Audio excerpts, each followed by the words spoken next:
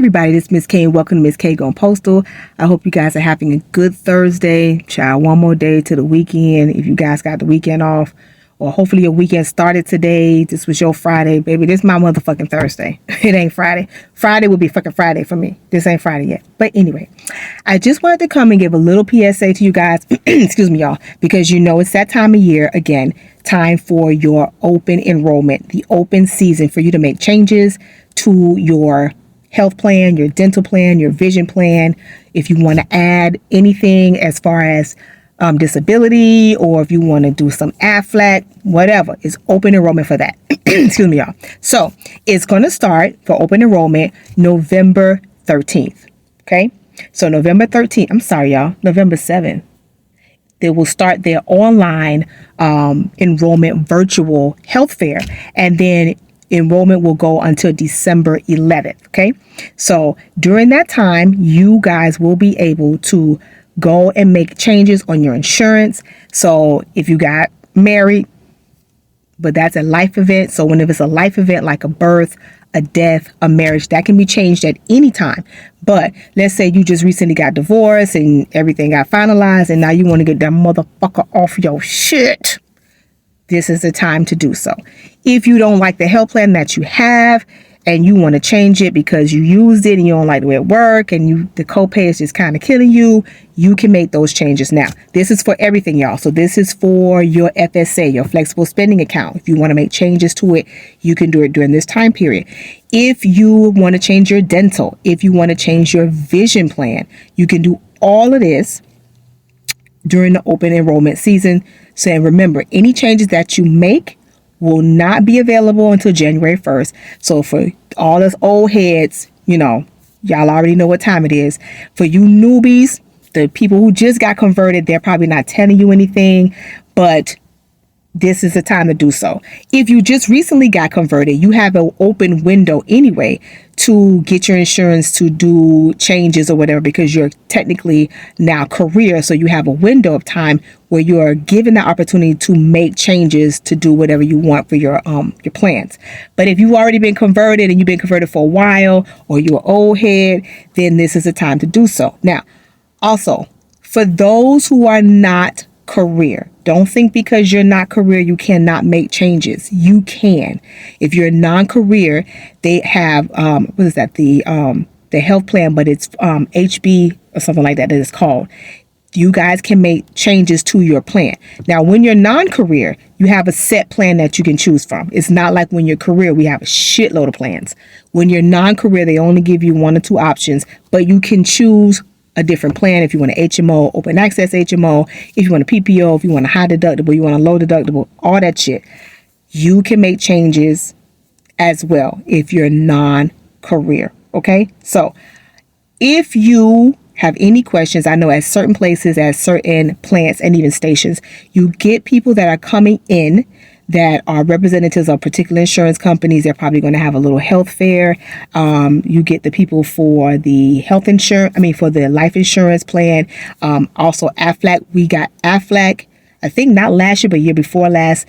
If you're interested in getting AFLAC, you need to do so. If they have the health career, an AFLAC representative will be there. There should be a flyer that should be up with AFLAC's number. They have a separate 1-800 number if you want to call them and speak directly to someone if there's not a representative at your location. And baby, listen, I got AFLAC.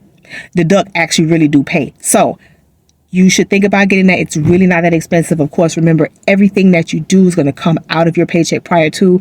So don't complain about the motherfucking money. I know we ain't doing overtime to help eat them costs up, but your health is way more important. Okay. Okay. So also too, like I said, they're going to have an online virtual health fair for this open enrollment season. So it's going to be at USPS light blue / open season. And you guys should be able to see the video. The live event that they're going to have is going to be several videos and also a couple of live events to help walk you through whatever questions you may have or particular plans or anything that you want to know. That, of course, obviously, you're not going to get the information at work because these motherfucking people don't know shit. Do they not? No, they don't. Okay, this does not pertain, everybody, to your TSP. Remember, your TSP, you can make changes at any time, either online or you can call TSP and you can speak to a live representative and they can assist you. This is just for you guys, health, dental, and vision. Now, for the vision and the dental, you guys should have already, if you don't know, sign up for benefits, right? It's benefits.com. benefeds.com. Okay. Benefits is where you go to log on for your dental and your vision. I use it all the time every year. And that's how I make changes to my dental and my vision plans. So if you've already done research and you were looking at what we're offering and there's a particular plan that you want, you go onto benefits and you can choose your dental and your vision without having to go onto Light Blue and go into Postal Ease to make those changes. You can do it directly through benefits. If you've used benefits before, like I have, once you log in, you can see your profile and you can also see the policies that you've had last year and even the year before last if you want to compare costs as far as what you were getting. And it's actually quite simple. If you have never used benefits for your dental and vision, I suggest you do so. Just put in benefits.com, boop, boop, it's going to pop up.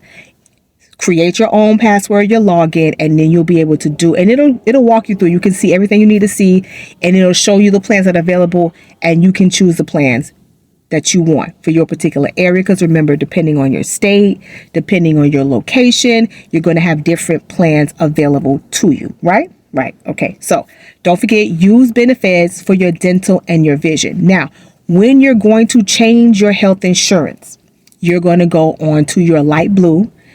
And then you're going to go to Postal Ease. And then you're going to find the tab, excuse me, y'all, that always pops up, usually at this time of year, or sometimes when you need to make what they call change of life changes.